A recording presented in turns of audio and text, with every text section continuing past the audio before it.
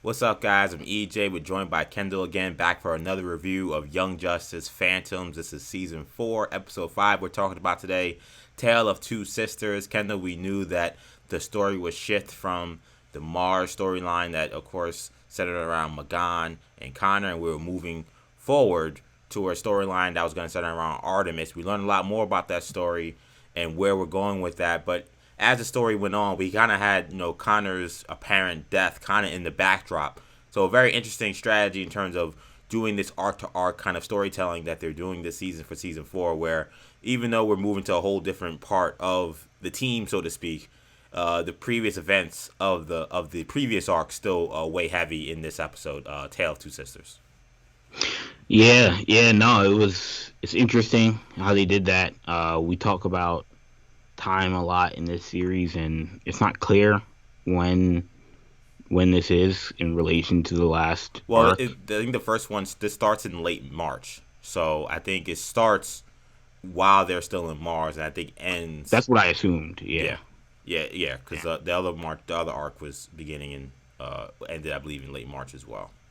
okay, yeah, that's what I assumed. Given the length of time it's going to take for them to get back from Mars, obviously to Right. Earth, that they were probably still there or in route back to Earth, um, but yeah, no, I mean it. We figured there would be some sort of jump or some sort of uh, you know, time skip, and we're getting a storyline that I wasn't sure what to think going in. I wasn't sure where this was going with Artemis, and we still don't know completely where it's going. Just like we didn't really know with the Martian story where that was going, and we ultimately came to a conclusion pretty quickly.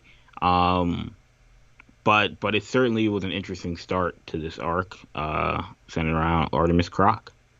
Absolutely, and along with Artemis Croc, we talk a lot about in this episode. Obviously, this kind of who do you trust situation that the team has been thrust into, because we're introduced to Onyx Adams, a League of Shadows defector, according to her words, and Cassandra Savage, who we've known from the past. We saw her in season 3, Outsiders, and who's also apparently left her father and left the League of Shadows, due to their brutality, and particularly she mentioned the brutality to her sister, which we saw that episode. I thought it was maybe the best episode of the season last year, the origin of Vandal Savage, and this is and her displeasure with her father has left her dismembered and obviously brutalized.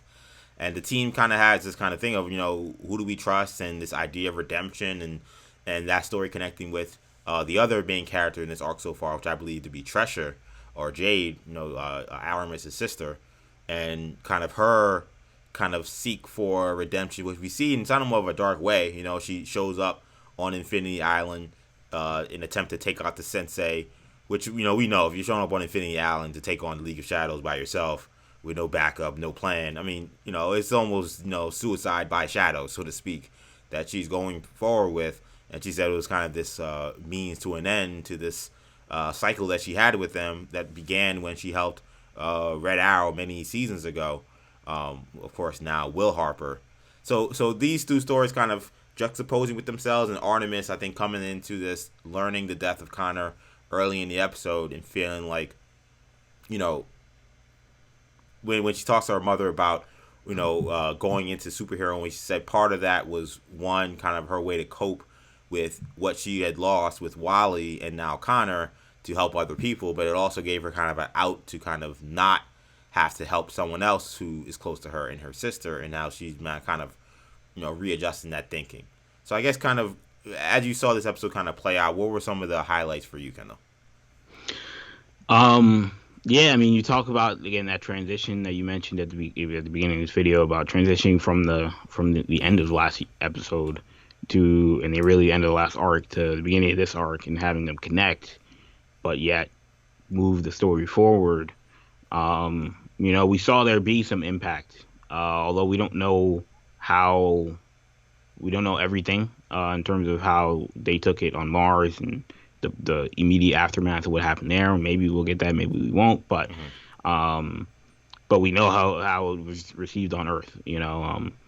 It was deep to see that first scene where it's Calder and Nightwing and Red Arrow and her, because they were like part of the original team, Yeah. to a degree. And one of the things I liked about what they did here in terms of moving it away from the only thing I like, I don't say the only thing, but one thing I like about moving it away from Mars and showing this is, remember when Wally died, we didn't see any of that fallout. That was the end of the season. No, The season yeah, ended, and then we had a a time jump. So yes, well, first of all, we didn't even know if we'd have another season, and then we did. But the next season moved us forward in time. We were well off of anything involving Wally West.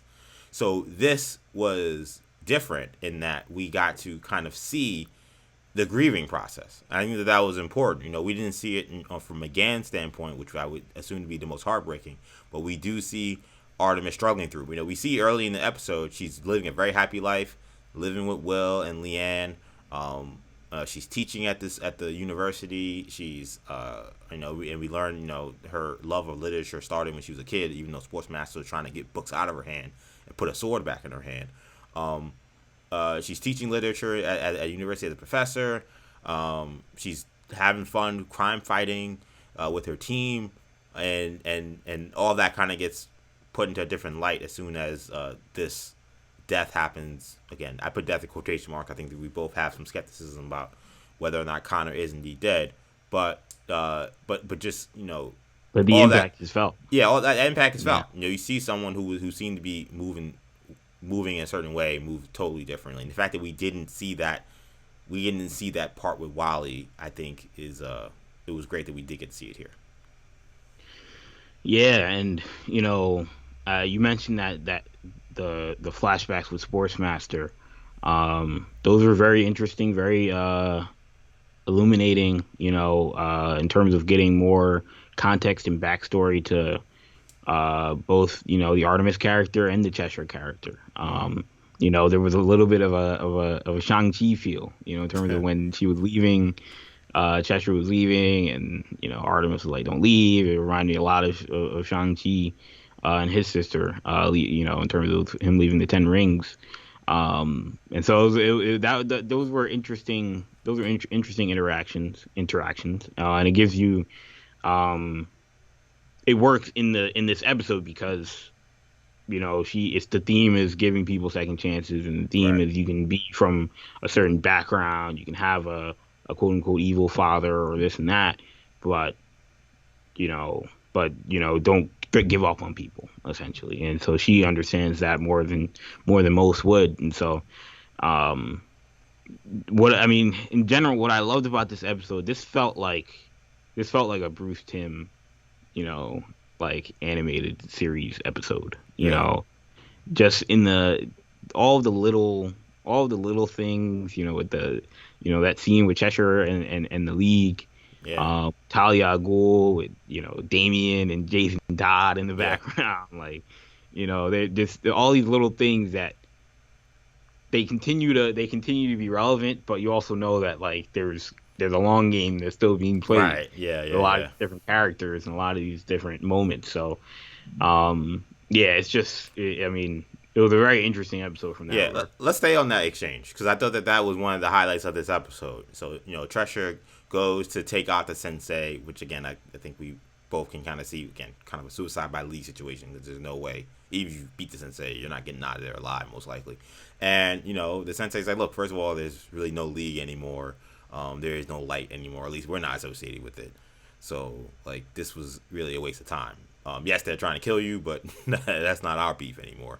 And that's when Talia comes out and basically says, "Look, the reason why this person is here is because she's scared." And they kind of have this kind of tit for tat about raising kids, and Cheshire kind of immediately attacks Talia for how she's raising Damian Wayne. Do you think she knows that that's Bruce's kid, or do you think she's just because to make the assumption she was making, it felt like you could only make these statements if you know that that's Batman's son. Well, yeah, she went as far as to say that he's gonna need therapy. Right. Yeah. Hope you have a good therapist picked out for your son. He's Yeah. gonna need it basically, and I mean, it's the League of Assassins, so you're Right. kind of like, or the League of Shadows in this regard. So you're kind of like, I mean, just Word gets around. being the son of Talia al Ghul, you may see some stuff, and you may be kind of messed up anyway. Right. Um, so maybe, but if you throw in the Batman piece, then and we know, like, it's a little bit of foreshadowing that we know Damian Wayne is a little messed up, you know. Right. And so, like, it again very interesting how they set these things up and they throw in they give you these little nuggets and these little seeds to plant later in the series. Yeah, and And we know real quick that this show is best at that because again they like to jump in time. We don't know like I mean Greg Weisman doesn't know how many seasons this show is gonna get. He was yeah, planting stuff in season 2, not thinking there was gonna be a season 3 or not knowing if there was gonna be a season 3, and then it took him 5 years, and then eventually these things were expanded upon. These ideas were expanded upon. So he planted the seed for these characters last season, and we may eventually see a Damian Wayne Robin at some point. Depending on how long the series lasts, maybe a season from now or 2 seasons from now, we don't know. yeah. But these seeds are planted now, and these little lines are all relevant. And the when we saw Damian and Jason last year, Damian was an infant. His eyes weren't even open. Here, he's a little older. He looks like he could maybe be, maybe 2 years old. Full head of hair. Yeah, full head of hair. He had his mother's green eyes, very synonymous with his character. So for a fact that's Damian. There's no debate or what's going on. But it's still very young. I mean, we're talking about probably a good, if we're talking credibly, at least 10 to 12 years where you would need him to get to ever become Robin or do the things we're used to seeing him do in terms of like his first interactions with his father, Batman. But the fact that, as you said, that they're even laying these tea leaves out is interesting. And I'm still, I think we're having to get more of a what's the word I'm looking for? Like more of what we're like in terms of getting anything kind of like concrete out of this angle. We'll probably get something closer with Jason Todd than we will with probably Damian because of how young he is. But Jason Todd, he's there, still with the squad, I guess still. And again, they planted the seed. What was it, last year or 2 seasons ago when he was supposed to be dead? Where you see his 2 seasons ago, yes, it was 2 seasons ago. Yeah, 2 seasons ago they planted the seed that he was a part of their memorial. Yeah, and that was just like we saw Superboy in at the end of this episode, but he was part of the memorial.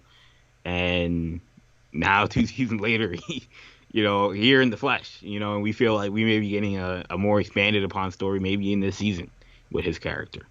So again, they drop these little things, and everything is relevant. Everything has to be paid attention to. So I think what's also interesting about this episode is, as we talked about earlier, the kind of dilemma that is presented, because you have Onyx Adams and you have Cassandra Savage, two people who in the comics have had their hand in both villainy and heroism.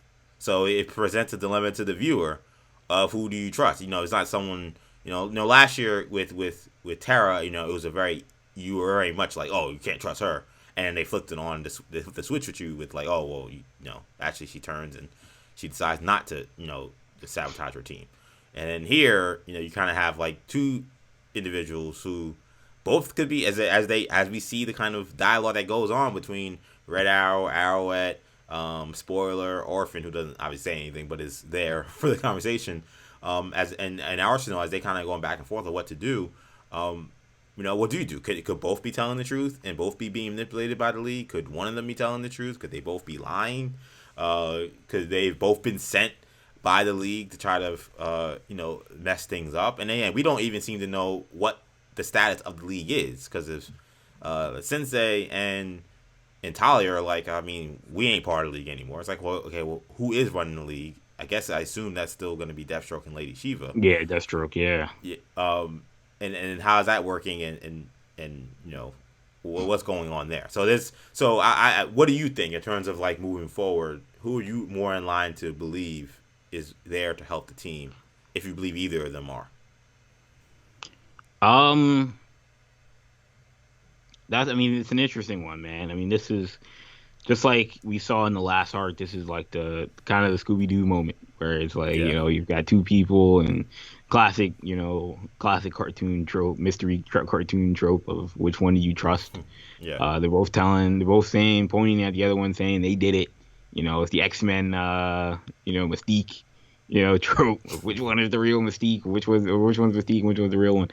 Um, so yeah, you never really, you never really know. I don't know if they've dropped any hints or any. I don't think they've given anything away. I'm sure, if we talk to Greg Weisman 2 months from now, he may say you missed this little thing that's supposed to give it away. But right. I didn't pick up on anything that's supposed to tip the hand of which may or may not be telling the truth, or whether they both are telling the truth or whether they're not. But um, if I were to guess, I would say Savage is the one to trust. Um, she doesn't seem as gung ho, about indicting the other one. But Right. but I don't know. That could be a red herring. I don't really know what to expect. Yeah, and I think I tend to agree with you, um, because but in some ways again that kind of because she's in such bad shape, obviously. So Yes. for someone to be again dismembered, someone to be this big strong woman who clearly still can do damage, as we see, she's able to help Artemis out during that firefight with the League of Shadows. Um, but obviously not the person she was. You think, okay, this person would seem to have the most not to lose by defecting. So, like, why would they be lying and putting themselves in this kind of danger? And you see, again, we don't know what's by design and what's not, but the league did, as she mentioned, did try to take her out. They didn't try to take out Onyx. They didn't do any. They didn't seem to have any interest in her. When that infrared beam penetrated that car that they were in, they went towards Yeah. Cassandra. So that suggests maybe they are trying to take her out. Um, but again, is it all a ruse? This is very difficult, to figure out. Um, yeah, go ahead. I was just gonna say I was glad to see Arsenal back, Same. and to see Arsenal interacting with Arrowette, but also seeing him interact with Will Harper was interesting. Because Yeah, obviously there was some history there, obviously between the two characters, and there was some nice light moments between them, which is cool. yeah, and I think that going back to last season when they were working on the Bow Hunter security, and they were taking on Brick, like that was also those. I think some of the funnier moments of that season were in that episode, and here again, in this episode, you got Will saying, "Hey man, no property damage," and the first thing Arthur does is blow up, blow up the truck that the League of Yeah, Shadows food came truck. in. Yeah, Oh, and then he's like, "Look, that's the league chuck. That should not be, that should not count for the property yeah, damage that you're referring to, and then kind of going back and forth. I did kind of, I like that Arrowhead had a little bit more kind of say and a presence in this episode. I felt like during her debut last year, which was that episode that involved her being part of the Batman Inc. team that faces Clayface. I felt like she was the one that was like the least kind of featured, and we knew the least about. I thought here like they kind of gave her more of a character. By the way, I thought it was really cool how she's using that same technology that Nightwing was using with Oracle to like see like what arrows she had in her quiver, right. like with the context. That was I thought really cool. But I thought like kind of seeing her you kind of have more of an idea of what her personality was, her character was, and I thought that in terms of the story they're trying to tell about redemption, this was a good selection of characters to kind of tell the story with, even beyond Artemis. Because yeah, Stephanie Brown, spoiler, mentioning how Cluemaster is her father, and at the end of the day, like so it's not just Artemis who has this kind of stake in the game regarding fathers in the past and redemption. Stephanie Brown has it. Tara obviously has it. Will has it. Arsenal has it. I mean, all these characters have, or Orphan's gonna have it too. I mean, they all have some story to tell in regards to redemption and who you trust and who you can't trust, and they have very different perspectives. So, they seem to the perspective they seem to like to tell it from was the Apple, the Apple euphemism that Yes. Tara got badly wrong. Of course, she's probably still trying to get the kind of English colloquialisms down pat. But But I really like as the story kind of played out. I really liked the selection of characters that they decided to pick to drive their story home, and I think it's only gonna get better from here. I also, by the way, I said last week that I felt like the action would ratchet up with the selection of characters we saw just in that promotional poster, and I think we saw that this week. I mean, that was that was a major obviously action set with the league and with the food truck, kind of assassination attempt on Cassandra Savage. I'm sorry, and then we saw Treasure fighting the Sensei those short battle. I think we're gonna see a lot more of that kind of stuff with this arc, which I think is needy because last arc, a lot more politicking, a lot more kind of exposition. I think Detective work. Yeah. yeah, we're gonna get a little less of that here. Yeah. No. Yeah. I thought that we. I mean, you're right that it was the selection of characters was interesting. Um. I mean, there were. You mentioned last week that the poster and the characters that were featured, characters like Arsenal and Red Arrow, we didn't know were going to be Mm-hmm. heavily featured. I mean, we'll see how much more they have to do in this arc, but yeah, I mean, it's going to be interesting. This doesn't seem on the surface as deep as the last one, Mm-hmm. but I don't know. Again, maybe. I mean, we talked about maybe the next ones are all going to be 3 episodes, as opposed to 4.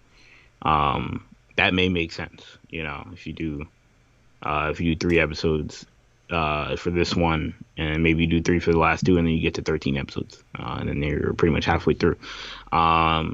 So yeah, I don't know. I don't know what the pacing is going to be like, but I thought this was a good start. And as after as Treasure is going back and forth with Talia and the Sensei, she gets kind of a beep on her phone, and she just bounces and she just leaves. And the Sensei, which I thought was interesting, the Sensei kind of made it clear, hey, you came here to die, but when you're ready to live, come back. So that tells me that they're cooking. That squad that they got there with Jason Todd and Talia and the Sensei, I don't know how close Raish is involved with this. I don't know. I tend to think he probably is involved with it, but we know that they're cooking something. Maybe it's the start of Leviathan. That was something I started thinking about because we know that's a group that in the comics that Talia started, and I know we've seen them in CW, Supergirl. Not obviously a connection to the league, but we've seen this organization in the past. Yeah. I kind of feel like that's something that's to kind of keep an eye on. That's another tea that they're kind of growing. But Treasure kind of leaves, and we don't know where she's going. We see her on a I guess on a train or a bus, and she threatens to kill a guy who tried to sit next to her with her Sai, and eventually she gets back to Star City, and she pulls up to the crib, wondering what's the deal, and that apparently someone had reached out to her mother, had reached out to her saying something was wrong with Leanne. And we learned that it wasn't her mother who reached out to her, it was Artemis who reached out to her, and that kind of is where we kind of leave the episode in this kind of standoff between Jade and Artemis. Two people who, we know Artemis wants to kind of get Jade back to the light, so to speak. Jade has not seen really much interest in that. We've seen her kind of be this absent mother and absent figure in their family. Where do you kind of see this interaction going with these two women? I assume that Artemis feels like with Jade having been so attached to the league for so long that she's probably the best person to give kind of a take on which one should we trust, which one should we not trust. But I was a little surprised that was like, well, unless I'm not surprised, I think that I was a little surprised that she would think that this is the time now to call Yeah, this is Jade, the play. but I think that she's doing it also because I think she does want to try to redeem her sister. Yeah, I don't really know where that's gonna go. You're right. It doesn't feel like the dire situation necessarily, but I think she harkened back to that idea of redemption with Yeah. those two characters, and she seemed to make it clear that she feels like this is a bet that's worth it. Obviously she's not completely. She's not obviously in the best framework given what we know about what happened to Superboy, but you know, I mean, I'm watching it, and when when Arsenal's like, why don't we just give them both to the league and let them figure it out? In my head, I'm kind of like, yeah, doesn't That that sounded right to me, but I sound guess logical? yeah, Yeah, yeah. I yeah, kind of felt like, yeah. man, I think he made It the best sounded point. yeah, it sounded logical, but it's heartless in that sense, You're where right. it's like, Yeah. Art. she's like, what if they're telling the truth? If they're giving a chance, they're telling the truth, and maybe they're both turned over a new leaf, and that would be pretty messed up. Um, and so then again, in your mind, your first person she goes to is probably her sister. Right. One, like you said, for the intel, but also because she's another person that you don't want to give up on. So there's some interesting themes there, some interesting stuff. But um, yeah, no, I mean, clearly those all those characters are very heavily featured in the poster for this arc. So it's interesting. Um, But I think our theory that these are going to be, we already know it's going to be arcs because they've confirmed that. But Yeah. the theory that the characters that we saw in the opening are going to have sort of their own arcs in the season. Um, I think that seems to be the way this is going, and it'll be interesting to see how that's divvied up. But And it was interesting. You mentioned the characters in the open. I think it's important to note that I think all of us kind of were like, they added Satana to the open. She's a right, part of the team. They added Rocket to the open as a part of the team. And I think it's poignant to think about the picture that Will puts up in the house. Rocket and Zatanna are part are in there. That was part of the season one, I believe, when those two were kind of becoming closer to being part of the team. It's funny. There's actually an episode where they were all wearing those same outfits, so you know exactly when that picture was taken. It was the day before Will, who's then Roy Popper, becomes a member of the Justice League. But you kind of wonder if maybe there's something with this story that's going to kind of harken back to season one somehow. Hence why Rocket and Satana seem to have much higher billing in this season, because we haven't seen much. We've seen very little of both of those characters really even since season one. We've seen a little bit of them in season two, but we've in season three they were almost non-existent. Zatanna showed up just to see the interaction with her father one episode, and that was it. even in the HBO Max marketing, or in the HBO Max cast list, like you know, Rocket. I'm not sure about Zatanna, but I know Rocket is listed, amongst like the Yeah, top characters in the series. yeah. So I guess it brings me back to, is there something about maybe even that episode and that day that somehow it becomes an overarching theme or overarching dilemma for this season. Yeah, It's I think that is something that really kind of keep an eye on, and the fact that when I saw that picture, and I was like, all of them were in that episode yeah, together, yeah. and these are the people that they're saying are the main people that it seems like will each have major arcs throughout the season. What does that mean? And why are two people like again Rocket and Zatanna, who have not necessarily been, we don't think of them as part of the team, though they've been part of the team, at least the original team. Um, why are they so heavily featured? So that's I think that's something to kind of keep an The eye on way and pay attention to. the last thing I want to say is that the way Yeah, they're telling this is so interesting because it's not what they've done. Like yeah, typically they have one big story and they find ways to rope in all these different characters into one big story, and you may have your one shot kind of episodes that have their own theme or their own thing, but for the most part, uh, all the characters are involved in everything. I think last season may have strayed away from that more so than the first two seasons did, but yeah.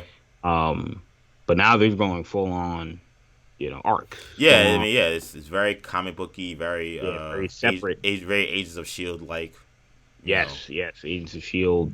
Um, and it's an interesting way of going about it. It's just not, if you want to see all these different characters consistently. If you're saying to yourself, I want to see more Nightwing, I want to see more Calder. Maybe we'll get them later in the season. I think the opening suggests that, but like, you know, now you've got to go away from Beast Boy's character. We got a lot of Beast Boy before, and now we've got none, and we've seen no character development from the Outsiders. So all Hmm. these different things are why. this is an interesting way they're going about it, but I think it'll make sense as we go along. And I do think there's something to like friendship and very close relationships and how they evolve as you become adults. Like, these were, 5 or 6 individuals that were inseparable. Primarily through this job, but they truly were like best friends in a family. And lives change, things change, jobs change, and perhaps the way we're accustomed to seeing them interact, they're just not gonna. It's not gonna be the same just because of time. And in some ways, I think kind of telling the story in this way kind of reinforces that. We saw Connor and McGann together, but they weren't in constant communication with Dick or Caldor or any of the people. We see this arc begin with Artemis, and the only time we see Dick once crime fighting in a still in those Photoshop stills, which I like that thing they did with the kind of like with the kind of photo shoot, not photo shoot, like a photo slideshow like thing of showing her life pre, of course, Connor's death. We see her crime fighting alongside Artemis, but we don't see them really interact much or talking much. And Calder only shows up just to relay the news that Connor is dead. So, and in some ways, I think maybe it's kind of show, hey, these have become now individual people who are living their own individual lives. It doesn't mean that their connection or their affection for each other has changed, but the lives have changed. So, I think something will probably bring them all back together. That's why I went back to that picture and just how they've been promoting the season. That something's going to happen that's going to make them realize that we, as a group of 6 or however many we are going to have to like be together back in the foxhole to figure all this stuff out.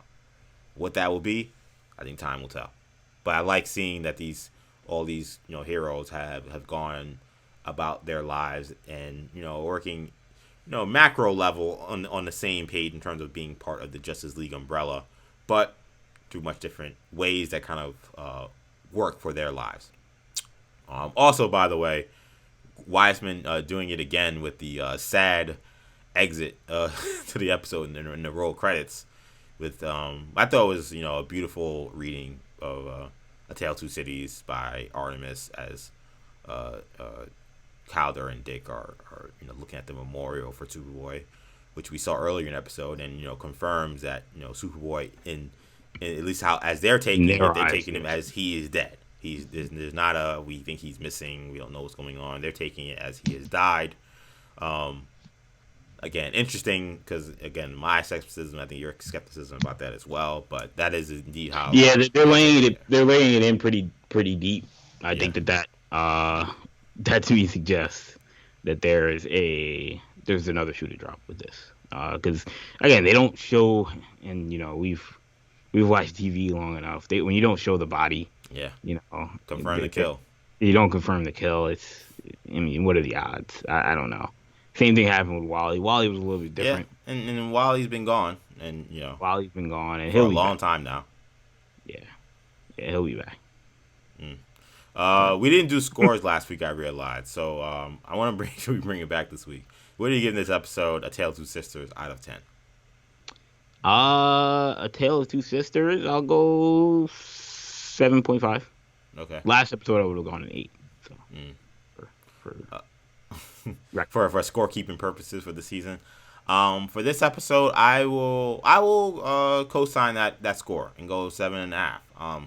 That's a good score to me. Some people may say that's terrible. I don't look at it as a terrible. That's a good score. I think it's an appropriate score for the beginning of an arc. I think that it like something like Superboy's presumed death is very big, and when I saw them changing arcs, I was kind of worried that they would just completely kind of abandon it. I like that it kind of played in the background of everything that was happening. But I think that playing in the background also kind of limits you from how much you can push the story forward, because that's obviously a big deal. Now that we've kind of gotten that kind of grieving process and that kind of where things stand, all those parameters out of the way, now we can fully move forward with this story and this dilemma of what is League of Shadows up to? Who can we trust amongst these two women that are claiming to be friendlies? I think it's a cool story that's been set up. There's a lot of diverse characters that are kind of involved in this story. So I think it sets up to be pretty dope. And the little tea leaves and Easter eggs we got left with the, of course, Talia and Damien and Jason continue to kind of be kind of tantalizing for what the future may hold for this show. Fingers crossed we continue to get more seasons of Young Justice, because they continue to do dope stuff, and I enjoyed this episode quite a bit. Excited to see how this Stark arc kind of ends up coming together, but for now I'll go 7.5 for this episode, Tale of Two Sisters. That'll do it for this edition of our weekly Young Justice episode review and recap. Make sure you guys leave a comment for any thoughts you may have on this episode or any of the commentary that you heard on this video/podcast. And of course, make sure you subscribe to the channel, New Generation Media, and check out our podcast, New Generation Hero Talk, on the New Generation Podcast Network as well. So thank you guys for checking us out. For Kendall, I'm EJ. Take it easy, guys. Peace.